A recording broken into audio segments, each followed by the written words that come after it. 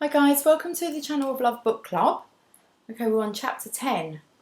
I've forgotten what the chapter is. We've had the midnight duel. Okay, so Malfoy had set Harry and Ron up, hoping that Filch would catch them out of bed, out of their dormitory, and be expelled from school.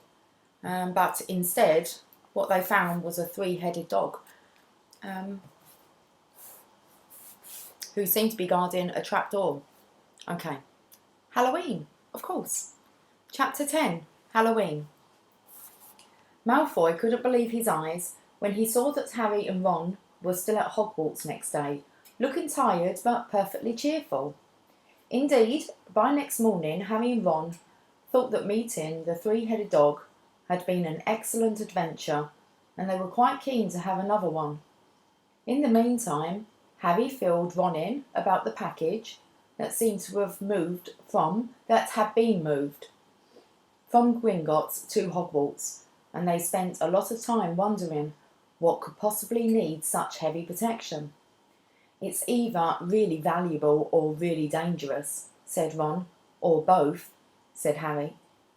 But as all they knew for sure about the mysterious object was that it was about 2 inches long, they didn't have much chance of guessing what it was without any further clues. Neither Neville or Hermione showed the slightest interest in what lay underneath the dog and the trapdoor.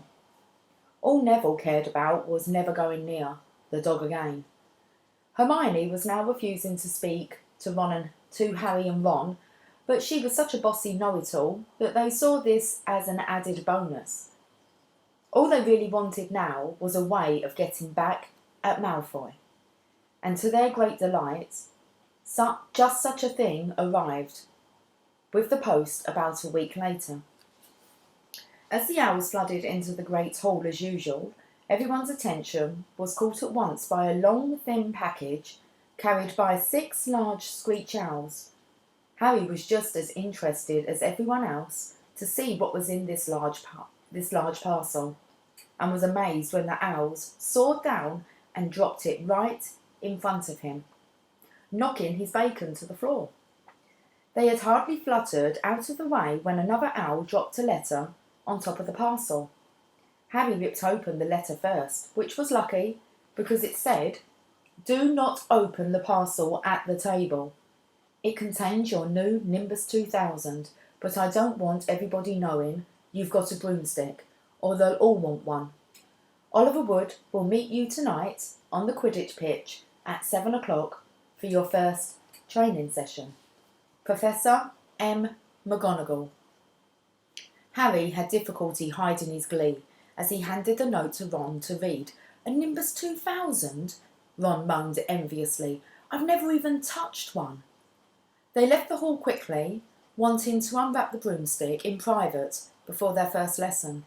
But halfway across the entrance hall, they found the way upstairs barred by Crabbe and Goyle. Malfoy seized the package from Harry and felt it. "That's a broomstick," he said, throwing it back to Harry with a mixture of jealousy and spite on his face. "You'll be for it this time, Potter. First years aren't allowed them." Ron couldn't resist. "It's not any old broomstick," he said. "It's a Nimbus 2000. What did you say you've got at home, Malfoy? A Comet 260? Ron grinned at Harry. "Comets look flashy, but they're not in the same league as a Nimbus." "What would you know about it, Weasley? You couldn't afford half the handle," Malfoy snapped back. "I suppose you and your brothers have to save up, twig by twig." Before Ron could answer, Professor Flitwick appeared at Malfoy's elbow. "Not arguing, I hope, boys," he squeaked.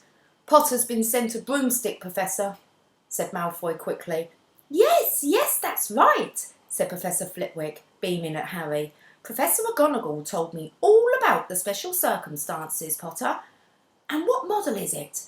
"A Nimbus 2000, sir," said Harry, fighting not to laugh at the look of horror on Malfoy's face. "And it's really thanks to Malfoy here that I got it," he added. Harry and Ron headed upstairs, smothering their laughter at Malfoy's obvious rage and confusion. "Well, it's true," Harry chortled as they reached the top of the marble staircase. "If he hadn't stolen Neville's Remembrall, I wouldn't be in the team." "So I suppose you think that's a reward for breaking rules?" came an angry voice from just behind them. Hermione was stomping up the stairs, looking disapprovingly at the package in Harry's hand. "I thought you weren't speaking to us," said Harry. "Yes, don't stop now," said Ron. "It's doing us so much good." Hermione marched away with her nose in the air. Harry had a lot of trouble keeping his mind on his lessons that day. It kept wandering up to the dormitory where his new broomstick was lying under his bed, or straying off to the Quidditch pitch where he'd be learning to play that night. He bolted his dinner that evening without noticing what he was eating, and then rushed upstairs with Ron to unwrap the Nimbus 2000 at last. "Wow!" Ron sighed as the broomstick rolled onto Harry's bedspread. Even Harry, who knew nothing about the different brooms, thought it looked wonderful, sleek and shiny, with a mahogany handle. It had a long tail of neat straight twigs and Nimbus 2000 written in gold near the top. As 7 o'clock drew nearer, Harry left the castle and set off towards the Quidditch pitch in the dusk. He'd never been inside the stadium before. Hundreds of seats were raised in stands around the pitch so that the spectators were high enough to see what was going on. At either end of the pitch were 3 golden poles with hoops on the end. They reminded Harry of the little plastic sticks Muggle children blew bubbles through, except they were 50 feet high. Too eager to fly again to wait for wood, Harry mounted his broomstick and kicked off from the ground. What a feeling! He swooped in and out of the goalposts and then sped up and down the pitch. The Nimbus 2000 turned wherever he wanted at his slightest touch. "Hey, Harry, come down!" Oliver Wood had arrived. He was carrying a large wooden crate under his arm. Harry landed next to him. "Very nice," said Wood, his eyes glinting. "I see what McGonagall meant. You really are a natural. I'm just going to teach you the rules this evening, then you'll be joining team practice 3 times a week." He opened the crate. Inside were 4 different size balls. "Right," said Wood. "Now Quidditch is easy enough to understand, even if it's not too easy to play. There are 7 players on each side. 3 of them are called chasers." "3 chasers?" Harry repeated, as Wood took out a bright red ball about the size of a football. "This ball's called the quaffle," said Wood. "The chasers throw the quaffle to each other and try to get it through one of the hoops to score a goal. 10 points for every time the quaffle goes through one of the hoops. Follow me?" "The chasers throw the quaffle and put it through the hoops to score," Harry recited. "So that's sort of like basketball on broomsticks with 6 hoops, isn't it?" "What's basketball?" said Wood curiously. "Never mind," said Harry quickly. "Now, there's another player on each side who's called the keeper. I'm keeper for Gryffindor. I have to fly around our hoops and stop the other team from scoring." 3 chasers, 1 keeper," said Harry, who was determined to remember it all. "And they play with the quaffle. OK, got that. So what are they for?" He pointed at the 3 balls left inside the box. "I'll show you now," said Wood. "Take this." He handed Harry a small club, a bit like a rounder's bat. "I'm going to show you what the bludgers do," Wood said. "There are 2 bludgers. These 2 are the bludgers." He showed Harry 2 identical balls, jet black and slightly smaller than the red quaffle. Harry noticed that they seemed to be straining to escape the straps holding them inside the box. "Stand back," Wood warned Harry. He bent down and freed one of the bludgers. At once the black ball rose high in the air and then pelted straight at Harry's face. Harry swung at it with the bat to stop it breaking his nose and sent it zigzagging away into the air. It zoomed around their heads and then shot at Wood, who dived on top of it and managed to pin it to the ground. "See?" Wood panted, forcing the struggling bludger back into the crate and strapping it down safely. The bludgers rocket around trying to knock players off their brooms. That's why you have 2 beaters on each team. The Weasley twins are ours. It's their job to protect their side from the bludgers and try and knock them towards the other team. So, think you've got all that? 3 chasers try and score with the quaffle. The keeper guards the goalposts. The beaters keep the bludgers away from their team. Harry reeled off. "Very good," said Wood. Have the bludgers ever killed anyone?" Harry asked, hoping he sounded offhand. "Never at Hogwarts.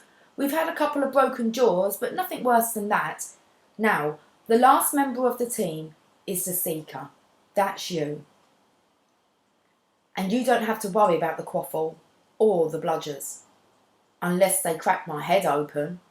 Don't worry, the Weasleys are more than a match for the bludgers. I mean, they're like a pair of human bludgers themselves." Wood reached into the crate and took out the 4th and last ball. Compared with the quaffle and the bludgers, it was tiny, about the size of a large walnut. It was bright red and had little fluttering silver wings.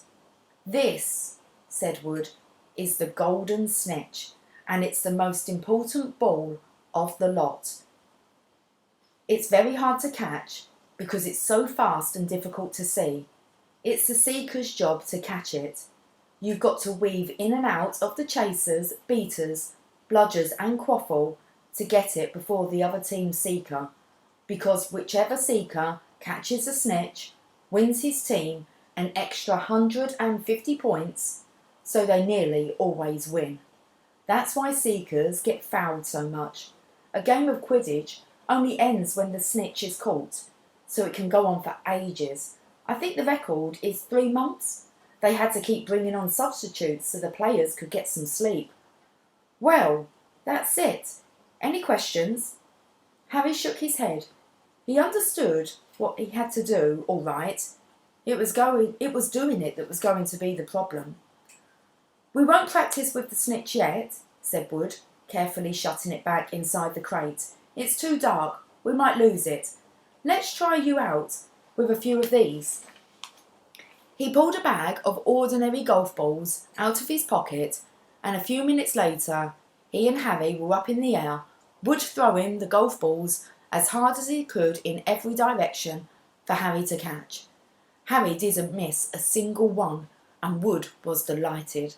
After half an hour, night had really fallen, and they couldn't carry on.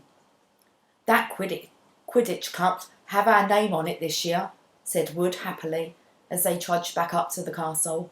"I wouldn't be surprised if you turn out better than Charlie Weasley, and he could have played for England if he hadn't gone off chasing dragons." Perhaps it was because he had been so busy, what with Quidditch practice 3 evenings a week on top of all his homework. But Harry could hardly believe it when he realised he'd already been at Hogwarts 2 months. The castle felt more like home than Privet Drive had ever done. His lessons too were becoming more and more interesting now that they had mastered the basics. On Halloween morning, they woke to the delicious smell of baking pumpkin wafting through the corridors. Even better, Professor Flitwick announced in charms that he thought they were ready to start making objects fly, something they had all been dying to try since they'd seen him make Neville's toad zoom around the classroom. Professor Flitwick put the class into pairs to practice. Harry's partner was Seamus Finnegan, which was a relief because Neville had been trying to catch his eye. Ron, however, was to be working with Hermione Granger. It was hard to tell whether Ron or Hermione was angrier about this. She hadn't spoke to either of them since the day Harry's broomstick had arrived. "Now, don't forget that nice wrist movement we've been practicing," squeaked Professor Flitwick, perched on the top of his pile of books as usual. Swish and flick, remember, swish and flick. And saying the magic words properly is very important. Never forget Wizard Baraffio, who said S's instead of F's and found himself on the floor with a buffalo on his chest. It was very difficult. Harry and Seamus swished and flicked, but the feather they were supposed to be sending skywards just lay on the desk. Seamus got so impatient that he prodded it with his wand and set fire to it. Harry had to put it out with his hat. Ron, at the next table, wasn't having much more luck. Wingardium Leviosa, he shouted, waving his long arms like a windmill. You're saying it wrong, Harry heard Hermione snap. It's Wingardium Leviosa. Make the gar nice and long. You do it then if you're so clever, Ron snarled. Hermione rolled up the sleeves of her gown, flicked her wand, and said, Wingardium Leviosa. Their feather rose off the desk and hovered about 4 feet above their heads. Oh, well done, cried Professor Flitwick, clapping. Everyone see here, Miss Granger's done it. Ron was in a very bad temper by the end of the class. It's no wonder no one can stand her, he said to Harry, as they pushed their way into the crowded corridor. She's a nightmare, honestly. Someone knocked into Harry as they hurried past him. It was Hermione. Harry caught a glimpse of her face and was startled to see that she was in tears. I think she heard you. So, said Ron, but he looked a bit uncomfortable. She must have noticed she's got no friends. Hermione didn't turn up for the next class and wasn't seen all afternoon. On their way down to the Great Hall for the Halloween feast, Harry and Ron overheard Parvati Patel telling her friend Lavender that Hermione was crying in the girls' toilets and wanted to be left alone. Ron looked still more awkward at this, but a moment later they had entered the Grand Hall, where the Halloween decorations put Hermione out of their minds. 1,000 live bats fluttered from the walls and ceiling, while 1,000 more swooped over the tables in low black clouds, making the candles in the pumpkins stutter. The feast appeared suddenly on the golden plates, as it had at the start of term banquet. Harry was just helping himself to a jacket potato when Professor Quirrell came sprinting into the hall, his turban askew and terror on his face. Everyone stared as he reached Professor Dumbledore's chair, slumped against the table and gasped, Troll! In the dungeons! Thought you ought to know! He then sank to the floor in a dead faint. There was an uproar. It took several purple firecrackers exploding from the end of Professor Dumbledore's wand to bring silence. Prefects, he rumbled, lead your houses back to the dormitories immediately. Percy was in his element. Follow me. Stick together, first years. No need to fear the troll if you follow my orders. Stay close behind me now. Make way, first years. Coming through. Excuse me, I'm a prefect. How could a troll get in? Harry asked as they climbed the stairs. Don't ask me. They're supposed to be really stupid, said Ron. Maybe Peeves let it in for a Halloween joke. They passed different groups of people, hurrying in different directions. As they jostled their way through a crowd of confused Hufflepuffs, Harry suddenly grabbed Ron's arm. I just thought, Hermione, what about her? She doesn't know about the troll. Ron bit his lip. Oh, all right, he snapped, but Percy better not see us. Ducking down, they joined the Hufflepuffs going the other way, slipping down a deserted side corridor and hurried off towards the girls' toilets. They had just turned the corner when they heard quick footsteps behind them.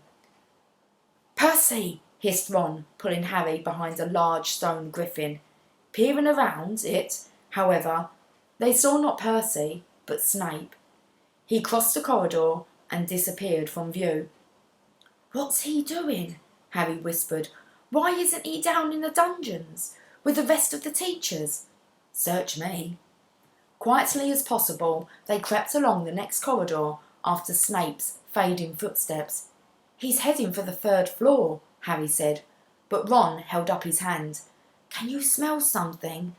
Harry sniffed, and a foul stench reached his nostrils, a mixture of old socks and the kind of public toilet no one seems to clean. And then they heard it, a low grunting and the shuffling footfalls of gigantic feet. Ron pointed at the end of a passage to the left. Something huge was moving towards them. They shrank into the shadows and watched as it entered into a patch of moonlight. It was a horrible sight. 12 feet tall, its skin was a dull granite grey, its great lumpy body with a boulder with its head bald. Sorry, let me just reread that part. It was a horrible sight. 12 feet tall, its skin was dull granite grey, its great lumpy body like a boulder with its small bald head perched on top like a coconut. It had short legs, thick as tree trunks with flat, horny feet. The smell coming from it was incredible. It was holding a huge wooden club which dragged along the floor because its arms were so long. The troll stopped next to a doorway and peered inside. It waggled its long ears, making up its tiny mind, then slouched slowly into the room. "The key's in the lock," Harry muttered. "We could lock it in." "Good idea," said Ron nervously. They edged towards the open door, mouths dry, praying the troll wasn't about to come out of it. With one great leap, Harry managed to grab the key, slam the door and lock it. Yes! Flushed with their victory, they started to run back up the passage, but as they reached the corner, they heard something that made their hearts stop, a high, petrified scream, and it was coming from the chamber they had just locked up. "Oh no," said Ron, pale as the bloody Baron. "It's the girls' toilets," Harry gasped. "Hermione," they said together. It was the last thing they wanted to do, but what choice did they have? Wheeling around, they sprinted back to the door and turned the key, fumbling in their panic. Harry pulled the door open. They ran inside. Hermione Granger was shrinking against the wall opposite, looking as if she was about to faint. The troll was advancing on her, knocking the sinks off the walls as it went. "Confuse it," Harry said desperately to Ron, and seizing a tap, he threw it as hard as he could against the wall. The troll stopped a few feet from Hermione. It lumbered around, blinking stupidly to see what had made the noise. Its mean little eyes saw Harry. It hesitated, then made for him instead, lifting its club as it went. "Oi, pea-brain!" yelled Ron from the other side of the chamber, and he threw a metal pipe at it. The troll didn't even seem to notice the pipe hitting its shoulder, but it heard the yell and paused again, turning its ugly snout towards Ron instead, giving Harry time to run around it. "Come on, run, run!" he yelled at Hermione, trying to pull her towards the door, but she couldn't move. She was still flat against the wall, her mouth open with terror. The shouting and the echoes seemed to be driving the troll berserk. It roared again and started towards Ron, who was nearest and had no way to escape.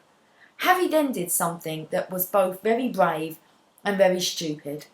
He took a great running jump and managed to fasten his arms around the troll's neck from behind. The troll couldn't feel Harry hanging there, but even a troll will notice if you stick a long bit of wood up its nose, and Harry's wand had still been in his hand when he had jumped. It had gone straight up one of the troll's nostrils. Howling with pain, the troll twisted and felled its club, with Harry clinging on for dear life. Any second, the troll was going to rip him off or catch him in a terrible blow with his club. Hermione had sunk to the floor in fright. Ron pulled out his own wand, Not knowing what he was going to do, he heard himself cry the first spell that came into his head. Wingardium Leviosa! The club flew suddenly out of the troll's hand, rose high, high into the air, turned slowly over and dropped with a sickening crack onto its owner's head. The troll swayed on the spot and then fell flat on its face, with a thud that made the whole room tremble. Harry got to his feet. He was shaking and out of breath. Ron was standing there with his wand still raised, staring at what he had done. It was Hermione who spoke first. Is it dead? I don't think so, said Harry. I think it's just been knocked out. He bent down and pulled his wand out of the troll's nose. It was covered in what looked like lumpy grey glue. Ugh, troll bogies. He wiped it on the troll's trousers. A sudden slamming and loud footsteps made the three of them look up. They hadn't realised what a racket they had been making, but of course someone downstairs must have heard the crashes and the troll's roars. A moment later, Professor McGonagall had come bursting into the room, closely followed by Snape, with Quirrell bringing up the rear. Quirrell took one look at the troll, let out a faint whimper, and sat quickly down on a toilet, clutching his heart. Snape bent over the troll. Professor McGonagall was looking at Ron and Harry. Harry had never seen her look so angry. Her lips were white. Hopes of winning 50 points for Gryffindor faded quickly from Harry's mind. What on earth were you thinking of? Said Professor McGonagall with cold fury in her voice. Harry looked at Ron, who was still standing with his wand in the air. You're lucky you weren't killed. Why aren't you in your dormitory? Then a small voice came out of the shadows. Please, Professor McGonagall, they were looking for me. Miss Granger? Hermione had managed to get to her feet at last. I went looking for the troll because I thought I could deal with it on my own, you know, because I'd read all about them. Ron dropped his wand. Hermione Granger telling a downright lie to a teacher? If they hadn't found me, I'd be dead now. Harry stuck his wand up its nose and Ron knocked it out with its own club. They didn't have time to come and fetch anyone. It was about to finish me off when they arrived. Harry and Ron tried to look as though this story wasn't new to them. Well, in that case, said Professor McGonagall, staring at the three of them. Miss Granger, you foolish girl. How could you think of tackling a mountain troll on your own? Hermione hung her head. Harry was speechless. Hermione was the last person to do anything against the rules, and here she was pretending she had to get them out of trouble. It was as if Snape had started handing out sweets. Miss Granger, 5 points will be taken from Gryffindor for this, said Professor McGonagall. I'm very disappointed in you. If you're not hurt at all, you'd better get off to the Gryffindor Tower. Students are finishing the feast in their houses. Hermione left. Professor McGonagall turned to Harry and Ron. Well, I still say you were lucky, but not many first years could have taken on a full-grown mountain troll. You each win Gryffindor 5 points. Professor Dumbledore will be informed of this. You may go. They hurried out of the chamber and didn't speak at all until they had climbed 2 floors up. It was a relief to be away from the smell of the troll, quite apart from anything else. We should have got more than 10 points, Ron grumbled. 5, you mean, once she's taken off Hermione's. Good of her to get us out of trouble like that, Ron admitted. Mind you, we did save her. She might not have needed saving if we hadn't locked the thing in with her, Harry reminded him. They had reached the portrait of the fat lady. Pig snout, they said, and entered. The common room was packed and noisy. Everyone was eating the food that had been sent up. Hermione, however, stood alone by the door, waiting for them. There was a very embarrassed pause. Then, none of them looking at each other, they all said thanks and hurried off to get plates. But from that moment on, Hermione Granger became their friend. There are some things you can't share without ending up liking each other, and knocking out a 12-foot mountain troll is one of them. Okay. Next chapter, chapter 11, is Quidditch. Okay, guys, if you're off to bed, sweet dreams. I will catch up with you soon. Okay, so take care. Much love. Bye for now.